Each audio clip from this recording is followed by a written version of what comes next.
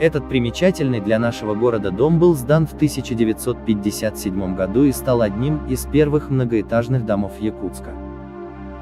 Построен по модифицированному типовому проекту 1-204-5. Дома этого проекта массово строились вплоть до начала 60-х по всему бывшему Союзу, от Калининграда до Владивостока. Проект разработан в конце 40-х как общесоюзный и относится к массовым, непарадным сталинкам. Модификация заключается в некотором упрощении и удешевлении общей конструкции. Ликвидированы такие излишества, как лучковые окна на верхнем этаже и балконы с опиранием на колонны с дворового фасада. Зато наш вариант был поставлен на уникальный для того времени фундамент с проветриваемым подпольем для сохранения режима вечной мерзлоты. Первые многоэтажки нашего города ставились на так называемые колонны с башмаками, заглубленные в грунт на глубину около 4 метров.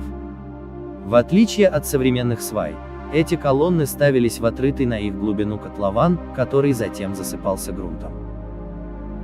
Поверх колонн устраивалась рандбалка типа современной. Проветриваемое подполье первых многоэтажек было низкое, не более полуметра, а то и ниже, а отмостка была земляной и выше окружающего уровня.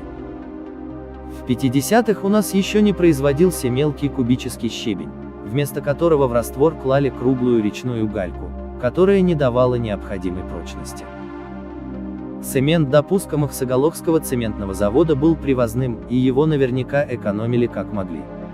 А кирпич наш никогда не отличался высоким качеством, он был гигроскопичен, и сезонные температурные колебания быстро превращают его в месиво кирпичного цвета. По сути, он годился только для печей. По такой технологии построено большинство жилых и административных зданий на проспекте. Со временем дома осели, практически легли на грунт, никакого проветриваемого подполья у них нет, и на первый взгляд можно решить, что они построены на ленточном фундаменте. Но они мало того, что осели, под домами образовались ямы, в которых собираются и круглый год стоят все окрестные воды. Настоящие озера. И этого мало. Культурный слой исправно поднимается, порой совершенно варварскими методами, на полметра за раз, за счет устройства новомодных плиточных тротуаров на толстой песчаной подушке. Причем порой тротуар устраивается вокруг всего дома, превращаясь в настоящую дамбу, запирающую воду под домом. Первые этажи практически все превращены в торговые помещения с хаотическими перепланировками, едва ли не нарушающими законы физики. Пробито множество новых дверных проемов. Вот и дом на Ленина, 27 долго стоял на таком озере, под домом всегда стояла покрытая зеленью вода. Первый масштабный капремонт был сделан в середине 90-х, тогда этому дому переложили блоками весь первый этаж до низа окон, укрепили рандбалку и полностью переложили один из эркеров. Хирургическая операция по пересадке стен в том или ином объеме сделана практически всем строением на проспекте. Попозже, в начале нулевых, в рамках следующей реанимации, переложили еще один эркер. В обоих случаях жильцов вроде приходилось экстренно отселять, но после каждого обострения дом каждый раз откачивали и возвращали в строй, пусть и как хронически больного. В последние годы дом все больше оседал посередине. Уличный фасад по центру заваливался вовнутрь, что уже бросалось в глаза.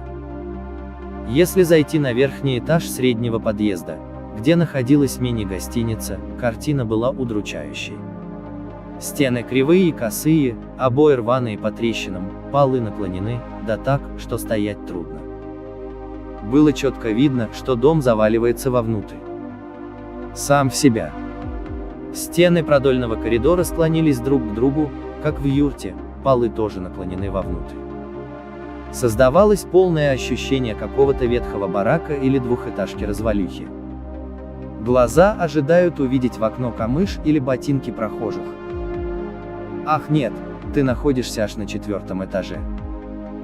Пластиковое окно, установленное в кривую стену по откосу, только подчеркивало состояние дома. Летом в 2015 году фундамент дал неравномерную просадку, и, видимо, окончательно лег на дно образовавшегося под домом котлована. Жильцов в очередной раз, и на этот раз уже окончательно, отселили. Дом отключили от всех коммуникаций. И решили больше не восстанавливать. Вопрос.